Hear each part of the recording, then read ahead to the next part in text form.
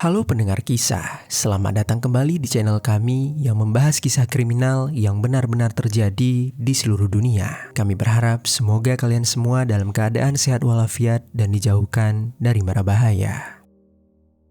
Di dalam kisah kali ini, kami akan membahas sebuah tragedi pengeksekusian massal yang terjadi di sebuah asrama sekolah yang ada di Cina. Pengeksekusian tersebut berawali dengan seorang siswi yang hendak melakukan aksi eksekusi diri karena suatu alasan. Namun, dia tidak ingin meninggal sendirian. Dia takut jika di dalam kubur nanti dia akan merasa kesepian. Oleh karena itulah, dia kemudian meminta seorang sahabat untuk membantunya mengeksekusi 6 orang teman lainnya.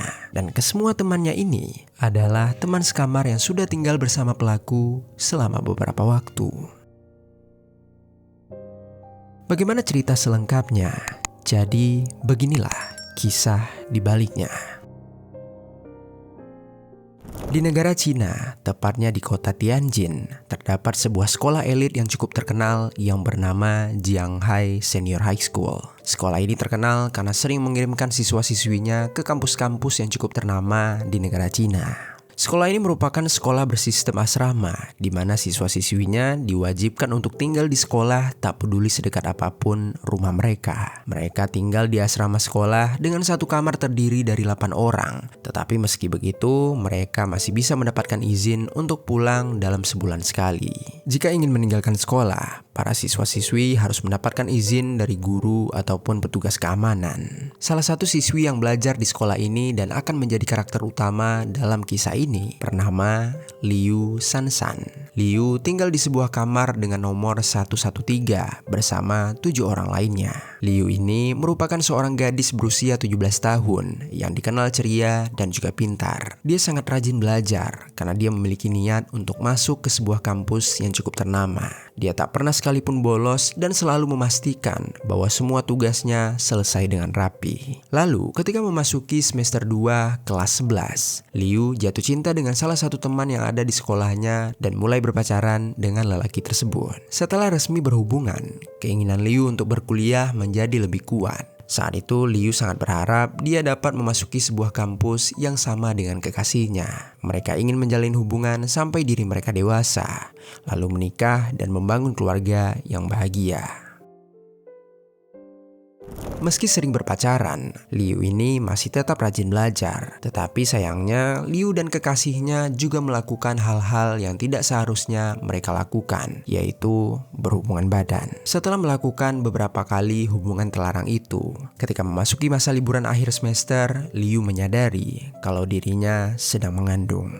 Hal ini membuat Liu merasa syok dan khawatir, tetapi Liu yakin kalau kekasihnya akan bertanggung jawab di saat itu. Liu berpikir kalau kekasihnya akan menikahi dirinya dan mereka akan membangun keluarga yang bahagia bersama. Liu meyakinkan dirinya bahwa dia masih bisa untuk meraih mimpi-mimpinya. Ketika Liu menceritakan tentang kehamilannya kepada sang kekasih, reaksi kekasihnya berbanding terbalik dengan apa yang diharapkan Liu. Kekasihnya tak mau bertanggung jawab dan langsung memutuskan hubungan dengan Liu saat itu juga. Hal ini tentunya membuat Liu merasa sedih dan juga stres. Namun, ia tak bisa melakukan apapun. Dia tak berani memberitahu orang tuanya tentang kehamilannya karena dia bisa saja diusir dari keluarganya. Kemudian singkat cerita, pada bulan September 1998, liburan berakhir dan akhirnya sekolah dimulai kembali. Liu yang saat itu masih dalam kondisi hamil muda kembali ke asramanya dan memulai kehidupannya sebagai siswi kelas 12. Saat itu Liu mulai mengalami gejala kehamilan seperti mual dan juga pusing. Hal ini membuat Liu kerap kali tidak bisa fokus dalam belajar, sehingga nilainya turun drastis dan Liu pun kesulitan untuk memperbaiki nilai akademiknya. Tak hanya itu, sebuah fakta lain juga membuat kondisi Liu semakin drop. Liu baru saja mengetahui kalau mantan kekasih yang menghamilinya sudah memiliki pacar yang baru. Perasaan Liu saat itu diliputi oleh kesedihan yang bercampur dalam kemarahan. Dia menyadari kalau kekasih yang sangat dia dambakan dulu telah benar-benar meninggalkan dirinya. Liu mulai merasa putus asa. Perutnya sudah semakin membesar dan ia tak bisa menyembunyikan kehamilannya lebih lama lagi. Liu merasa hidupnya telah hancur dan ia tak akan bisa meraih mimpi-mimpinya lagi. Dan saat itulah Liu berpikir bahwa satu-satunya jalan keluar dari semua ini adalah dengan mengakhiri hidupnya sendiri. Sebelum melakukan aksi nekatnya tersebut, Liu bercerita terlebih dahulu kepada salah seorang sahabatnya yang bernama Sun Yayu. Sun Yayu dan Liu sudah berkenalan sejak kelas 10 SMA. Mereka berada di kamar yang sama di sekolah itu untuk belajar dan juga bermain. Liu ketika itu meminta pertolongan kepada Sun Yayu untuk memberikannya sebuah pestisida. Karena Liu mengetahui kalau orang tua Sun Yayu adalah seorang petani. Jadi dia pasti mempunyai ataupun mengetahui tentang pestisida. Sekedar informasi, pestisida adalah zat kimia atau racun yang digunakan untuk memberantas hama dan terkadang juga digunakan untuk penyakit yang merusak tanaman ataupun hasil pertanian. Lalu ketika Sun Yayu bertanya untuk apa racun hama tersebut, Liu pun menjelaskan kalau dirinya ingin melakukan aksi eksekusi diri dengan menggunakan zat kimia tersebut. Sun Yayu jelas menolak untuk membantu Liu. Dia mengatakan kepada Liu kalau Liu harus berpikir kembali tentang apa yang akan ia lakukan. Tetapi Liu tidak menyerah. Selama beberapa hari, Liu terus memohon kepada Sun Yayu untuk dapat membantu dirinya. Liu sudah benar-benar tak tahan lagi untuk hidup di dunia. Kemudian pada pertengahan Desember 1998, sekolah mengadakan acara tamasya ke suatu tempat. Saat itu Sun Yayu menyelinap keluar rombongan untuk pergi ke sebuah toko bahan pertanian. Di sana dia membeli pestisida dan kemudian dia berikan kepada Liu. Lalu, pada tanggal 22 Desember 1998, Liu berniat untuk meminum racun tersebut di kamarnya sendirian. Namun tiba-tiba Sun Yayu datang dan menghentikan aksinya. Sun Yayu menangis dan memohon pada Liu untuk mengurungkan niatnya mengakhiri hidup. Mendengar Sun Yayu memohon membuat Liu menjadi ragu. Namun saat itu ia malah menyampaikan sebuah hal yang tidak terduga. Liu mengatakan pada Sun Yayu kalau sejujurnya dia takut meninggal sendirian dan dia takut kalau dia akan merasa kesepian di alam selanjutnya. Namun maksud Liu tersebut bukanlah mengajak Sun Yayu untuk ikut bersamanya, melainkan Liu meminta bantuan Sun Yayu untuk juga mengeksekusi 6 teman sekamar lainnya dengan cara meracuni mereka. Sekedar mengingatkan kembali, Liu dan Sun Yayu tidak hanya tinggal berdua di kamar tersebut. Mereka tinggal bersama beberapa teman lainnya di mana setiap satu kamar asrama akan diisi oleh 8 orang. Kemudian ketika mendengar permintaan Liu tersebut, Sun Yayu berpikir kalau dirinya sudah tidak bisa lagi menghentikan aksi eksekusi yang ingin dilakukan oleh Liu. Sun Yayu mengerti apa yang telah dialami Liu merupakan suatu yang berat untuk ditanggung sendiri. Oleh karena itu, karena Sun Yayu ini sangat setia kepada Liu, dia pun menuruti permintaan dari Liu untuk mengeksekusi 6 teman mereka yang ada di kamar tersebut. Sun Yayu berpikir jika nantinya Liu meninggal dunia, Liu tidak akan merasa kesepian di alam sana.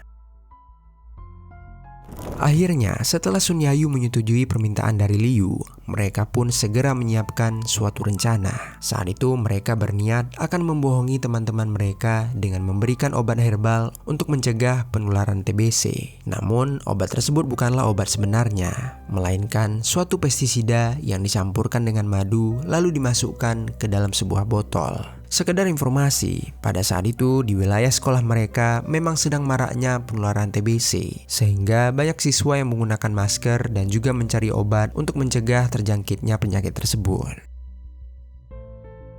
Kemudian singkat cerita, di tanggal 23 Desember 1998, tibalah harinya di mana Liu dan Sun Yayu akan melaksanakan aksi keji mereka. Di siang hari saat 6 teman lainnya sedang asik beraktivitas di luar, Liu dan Sun Yayu menyibukkan diri untuk mempersiapkan tindakan penipuan mereka di dalam kamar. Tidak ada yang menyadari ketika itu Liu dan Sun Yayu menyiapkan botol, pestisida, madu, dan beberapa campuran lainnya. Lalu, setelah menunggu lama, sekitar pukul 10 malam hari, ke-6 teman-teman mereka mulai memasuki kamar satu persatu. Mereka terlihat kelelahan setelah seharian beraktivitas di luar.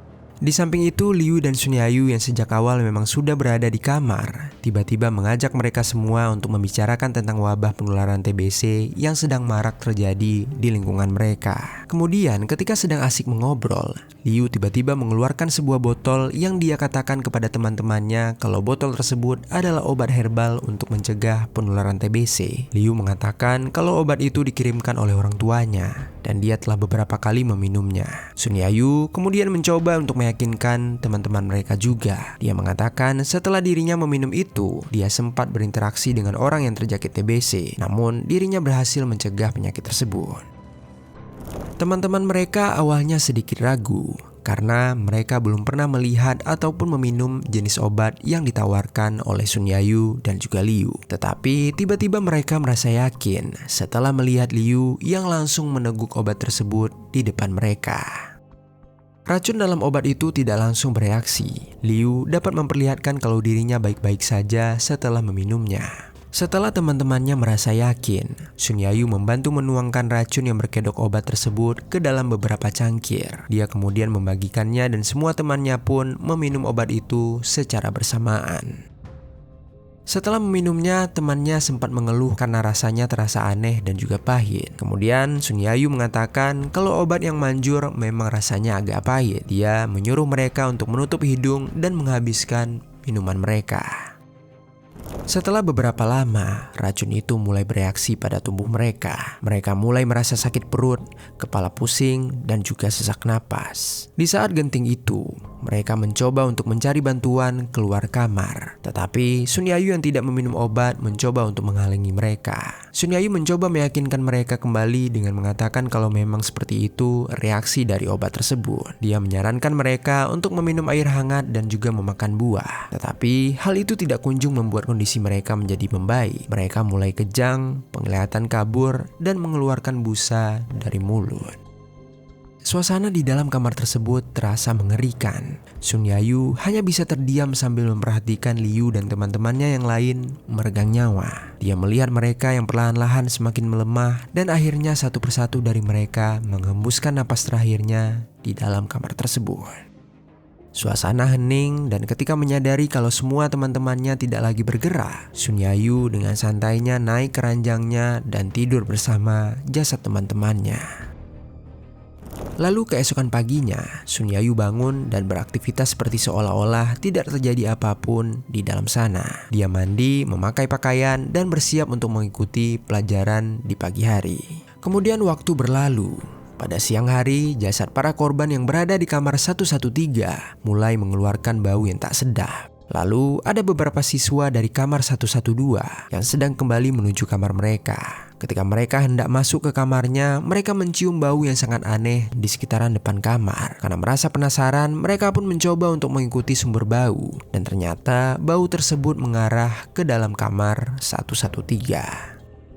Mereka mencoba mengetuk kamar itu dengan niat ingin bertanya. Namun tidak ada respon dari dalam. Karena merasa curiga, mereka langsung membuka pintu yang tidak terkunci itu. Dan bau yang tak sedap semakin menjadi menyengat. Keadaan kamar sangat gelap dan tak terlihat apapun di dalam sana. Kemudian salah satu siswa mencoba untuk menyalakan lampu. Dan ketika lampu menyala, terkejutlah mereka melihat teman-teman mereka telah menjadi mayat. Kondisi kamar benar-benar mengerikan. 7 orang siswi tergeletak di atas lantai. Beberapa dari mereka terbaring dengan mata melotot, wajah meringkuk kesakitan, dan tangan memegangi perut. Lantai di sekitaran kamar dipenuhi dengan bekas muntahan dan bekas cakaran. Semua ini memperlihatkan kalau para korban telah mengalami suatu hal yang sangat menyakitkan. Beberapa siswa yang menemukan itu langsung histeris dan berlari. Mereka meninggalkan kamar tersebut dengan berteriak di sepanjang lorong dengan mengatakan mereka semua meninggal dunia. Guru dan para siswa-siswi yang lain langsung berdatangan ke kamar itu. Ketika sampai di sana, semua orang terkejut dengan apa yang mereka lihat. Salah satu guru langsung menghubungi pihak kepolisian untuk meminta bantuan. Tak lama kemudian, pihak kepolisian tiba di lokasi kejadian. Mereka langsung melakukan suatu proses investigasi. Polisi saat itu memperkirakan kalau para korban telah mengalami keracunan secara bersama-sama karena mereka melihat ada bekas busa dan juga muntahan dari mulut setiap korban. Pihak forensik kemudian mengambil sampel dari muntahan korban untuk melakukan analisis di laboratorium. Tim medis juga langsung mengevakuasi jasad korban untuk dilakukan proses otopsi di rumah sakit. Awalnya, pihak penyidik sempat menduga kalau ketujuh korban telah mengalami keracunan akibat dari makanan kantin di sekolah tersebut. Namun, ketika penyidik melakukan investigasi, mereka tidak menemukan satupun bukti kalau makanan di kantin sekolah telah mengandung racun. Polisi kembali mendalami penyelidikan di kamar tempat para korban ditemukan. Dari hasil pemeriksaan, mereka menemukan sebuah botol obat dan 7 gelas cangkir yang masih berbekas bahan kimia pestisida. Penemuan itu langsung membuat penyidik berspekulasi kalau para korban mungkin telah dipaksa untuk meminum racun hama tersebut. Pihak penyidik berkoordinasi dengan pihak sekolah. Pihak sekolah mengatakan kalau setiap kamar di asrama itu pasti diisi oleh 8 orang siswi. Namun anehnya, jumlah korban yang meninggal hanyalah 7 orang siswi. Kecurigaan muncul dengan pertanyaan mengapa hanya 1 orang siswi yang selamat dari kejadian tersebut. Mengapa dia tidak berada di kamar itu? Apakah mungkin dia adalah pelakunya? Pertanyaan-pertanyaan itu muncul di benak orang-orang di sana. Polisi kemudian langsung mencari keberadaan siswi tersebut yang tak lain adalah Sun Yayu. Pihak sekolah dan polisi menemukan Sun Yayu yang sedang santai berjalan-jalan di taman sekolah. Dia saat itu terlihat biasa-biasa saja dengan ekspresi wajahnya yang tidak menunjukkan perasaan takut sedikit pun. Ketika itu pihak sekolah sempat mengira kalau Sun Yayu belum mengetahui tentang penemuan jasad teman-teman sekamarnya. Kemudian pihak sekolah mencoba untuk memberitahu dan Sun Yayu pun tidak terlalu merasa terkejut. Sun Yayu mengatakan semalam dia masih melihat teman-temannya sehat semua. Bahkan dia sempat mengobrol dengan beberapa dari mereka. Namun dia menambahkan kalau dia keluar dari kamar lebih awal, yaitu pada subuh hari. Dia berniat pergi berjalan-jalan mengitari sekolah sebelum memulai pelajaran di pagi hari. Di sana polisi yang juga mendengar pernyataan dari Sun Yayu tidak langsung mempercayai apa yang dikatakan gadis itu. Mereka kemudian langsung membawa Sun Yayu untuk diinterogasi lebih dalam di kantor polisi. Selama diinterogasi, pengakuan Sun Yayu tidak ada yang konsisten, sehingga membuat pihak penyidik semakin merasa curiga terhadap dirinya. Akhirnya, pihak polisi membuat suatu terobosan. Mereka berhasil mengumpulkan bukti-bukti yang didapat dari pihak forensik. Dari hasil otopsi, pihak forensik mengatakan bahwa benar para korban telah keracunan minuman yang mengandung pestisida dengan dosis yang cukup tinggi. Selain itu, mereka juga menemukan sebuah nampan, beberapa cangkir, dan juga botol obat yang masih memiliki sidik jari. Dan secara mengejutkan, di benda-benda tersebut terdapat juga sidik jari milik Sun Yayu.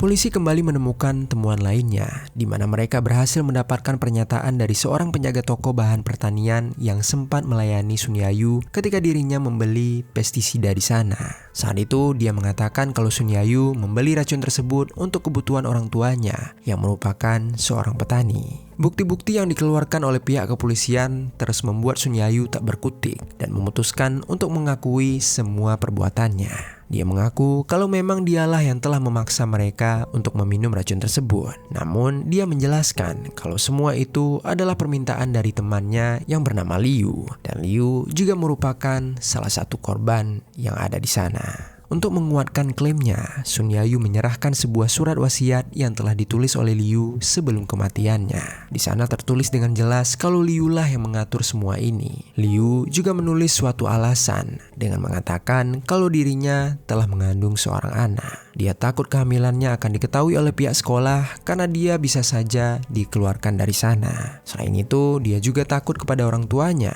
karena mereka bisa saja mengusir dirinya dari keluarga mereka. Lalu ditambah lagi sakit hati yang ia rasakan ketika melihat kekasihnya tidak mau bertanggung jawab dan telah meninggalkan dirinya seorang. Liu merasa hidup ini tidak lagi berarti baginya. Tidak ada lagi orang yang dapat membantu dirinya. Maka dari itu, dia memutuskan untuk mengeksekusi diri. Namun, agar dirinya tidak kesepian di alam selanjutnya, Liu merencanakan sesuatu tindakan keji yang merenggut nyawa teman-teman sekamarnya. Pengakuan Sun Yayu dan isi surat wasiat Liu membuat polisi sulit mencerna apa yang telah mereka pikirkan. Mereka masih merasa tidak percaya mengapa Liu yang ingin meninggal harus mengajak teman-temannya yang lain juga ikut meninggal. Polisi juga bingung mengapa Sun Yayu dengan senang hati membantu niat buruk dari Liu tersebut. Padahal dialah orang satu-satunya yang bisa mencegah semua kejadian ini. Namun Sun Yayu hanya mengatakan kalau dirinya merasa iba melihat kondisi Liu. Dia dan Liu telah berteman begitu dekat, sehingga kesetiaannya terhadap Liu telah begitu mendalam. Di sisi lain, keluarga korban yang mendapatkan kabar ini sangat merasa syok dan histeris. Mereka menangis sambil mempertanyakan mengapa putri-putri mereka bisa dieksekusi dengan alasan yang sangat tidak masuk akal. Mereka masih mempertanyakan apakah putri mereka telah berbuat salah sehingga pelaku tega melakukan tindakan keji tersebut. Namun sayangnya, mereka tetap tidak mendapatkan jawaban apapun. Selain itu, sayangnya tidak ada informasi lebih lanjut terkait bagaimana respon dari keluarga Liu dan juga keluarga Sun Yayu. Jika ada informasi terkait hal itu, mungkin kita dapat melihat lebih dalam bagaimana kondisi mental buruk mereka ini bisa terbentuk. Proses persidangan terhadap Sun Yayu akhirnya dilaksanakan. Sun Yayu terbukti bersalah telah membantu proses pengeksekusian massal yang diinginkan oleh Liu. Hakim menjatuhkan hukuman penjara seumur hidup dengan kemungkinan pembebasan bersyarat. Tetapi kami juga mendapatkan sebuah informasi di media kalau pada tahun 2013 Sun Yayu telah mendapatkan pembebasan bersyarat. Setelah dia bebas, dia langsung mengubah identitasnya dan tidak diketahui lagi di mana keberadaannya. Setelah kasus ini tersebar dan diberitakan di media, masyarakat Cina mulai mempertanyakan kebenaran dari kasus ini. Banyak orang bertanya apakah benar Liu lah yang meminta Sun Yayu untuk melakukan pengeksekusian itu, atau mungkin yang sebenarnya adalah Sun Yayu sebagai dalangnya. Sun Yayu sudah bebas dan bisa meneruskan hidupnya, sedangkan keluarga korban harus menanggung derita karena kehilangan orang terkasih mereka. Sebanyak 7 nyawa melayang dalam kejadian ini. 7 orang siswi yang masing-masing memiliki mimpi dan juga cita-cita. Sebanyak 7 keluarga berduka dan setidaknya 14 orang tua harus melanjutkan hidup dengan beban berat di hati mereka. 14 orang tua yang hanya bisa menangis jika mereka merindukan putri-putri mereka. Tak ada yang bisa menghapus luka ini dari hati mereka. Mari kita doakan semoga mereka semua di alam sana telah tenang dan juga damai. Semoga kisah ini memberikan kita pelajaran yang berarti dan semoga para korban yang telah tiada bisa beristirahat dalam damai.